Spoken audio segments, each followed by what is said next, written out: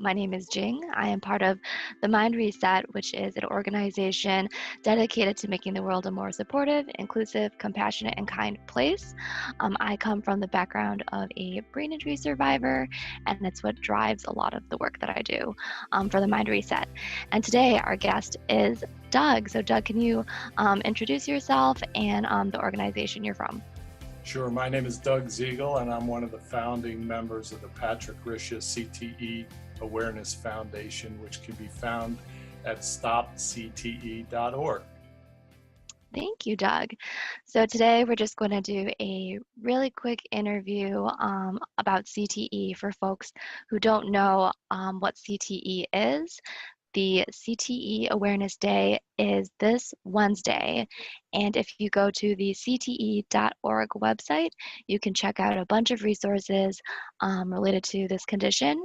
And now I'll ask Doug a few questions. So my first question for you, Doug, is what is CTE? Well, that's a good question. And CTE stands for an unpronounceable disease called chronic traumatic encephalopathy. It's a progressive degenerative disease of the brain, and it's found in people with a history of repetitive brain trauma. We see a lot in sports athletes, veterans, anybody with victims of head trauma from any source, domestic abuse or child abuse, or even head banging disorder in small children. Repeated concussions can lead to CTE. But the biggest link so far that has been found is the smaller subconcussive blows to the head that really don't cause symptoms. You do not have to have a history of concussion to get CTE. You just have to have a history of repetitive hits. And if you don't have a history of repetitive hits, you will not get CTE. That's good information. Yes. Yeah, that's good to know. That was very informational.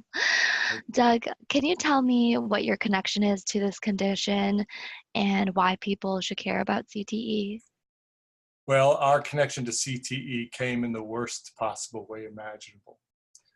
We lost our son, actually my stepson, Patrick, to suicide 4 years ago as a result of CTE. He was a very talented young man who began playing football at the age of 10. He became the hometown hero football star in high school. He was a running back. He never paid for a cheeseburger in that town. The restaurants all adored him, and we still hear from people that just love to watch him play. He earned himself an opportunity to go to Dartmouth, which was his dream, to play in an Ivy League college, which he did. And he graduated with a degree in political science and a destroyed brain from one of the most prestigious academic institutions in this country. Wow. So he never played in the pros. We watched in wonder as this handsome and personable young man gradually became unwired as his symptoms progressed. And he became increasingly dysfunctional, reclusive, angry, and confused. And no one knew what was happening to him back then, 4.5 years ago, especially us. And sadly, things deteriorated to the point where suicide seemed to be his only option. We were in shock as his parents, and we were fortunate enough to get a special autopsy, which revealed that he had CTE. I mean, when a child, it's unimaginable to have someone take their own life. But if there's a reason for it, it can give you at least some closure. But it explains so much that we never knew, but we had no reason to know. This information, it was available, but it wasn't out there for anybody. Nobody even knew what it was or how to pronounce it. So our foundation was created, not to make a long answer, but the foundation was created in Patrick's name to make sure that everybody knows just one very fundamental and important truth. The human brain is far more fragile than we ever knew. And you know this from personal experience. And it must be protected from harm. And there's a lot of things that we do today routinely and accept that puts the brains in harm's way. Anyway, that's our connection with this. So we didn't choose this mission. It chose us in the most difficult way. But You know, we feel that parents raising children have not only the right, but the obligation to know that their child's brain should be protected. Or people that are, you know, the military can change things to make it safer to be a soldier. And so now that we know that this brain is so fragile, we have to protect it.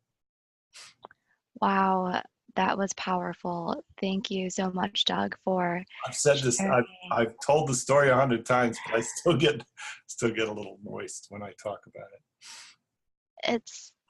It's powerful. It contains a lot of pain, and it really touches on sort of that mortality piece that, you know, as a parent, I can imagine you don't envision your child going through that experience. It must be very difficult, and in Yeah. light of what happened, you know, it's a tough thing to I'm sure you miss him still. Well, and especially, you know, for mom, you know, I came late to the party. I only knew him for the last 5 years of his life, but for Karen, you know, his natural mother, you know, it's even tougher, but she's very determined that people need to know about this disease. She's testified in Congress, been in all the major newspapers, and the foundation, I think, is going to help save lives over the course of its existence. And We love that. you are going to help us do that. 100%. I mean, this is, you know, the Mind Reset is all about meeting other folks who have that shared vision and that shared cause, and how can we work together collectively to make an impact and not get too distracted. You know, Absolutely. all the noise and sound that's out there. And there's a lot of things people can do to help people with CTE. And with that being said, that leads me to my final question, Doug. What can folks do to help improve the lives of individuals impacted by CTE?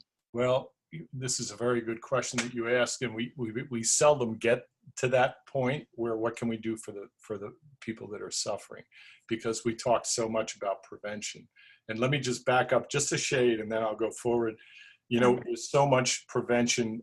There's so much being done about concussion, and that's really important. And you know, one bad hit, it is terrible, and it can cause permanent brain damage and a lot of the symptoms that we see in CTE sufferers.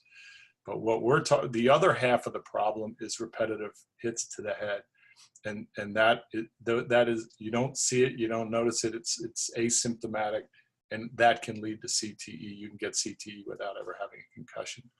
But this is where a mission like yours, the Mind Reset, can play such an important role, because CTE isn't like a bad cold that if we do the right thing and we just take care, we're going to get over it and we'll go back to life as it was.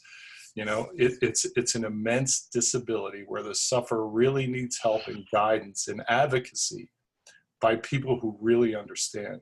Person who maybe like yourself survived a debilitating brain disease, and to walk in their shoes, we create such amazing obstacles for people with this kind of a disability, and we don't do it consciously. So you know, for example, and we've been with people that are suffering, and you know, they sit down with a specialist, and what do they put in front of them? A clipboard with 3 pages of detailed questions. This person can't even read it, let alone answer those questions.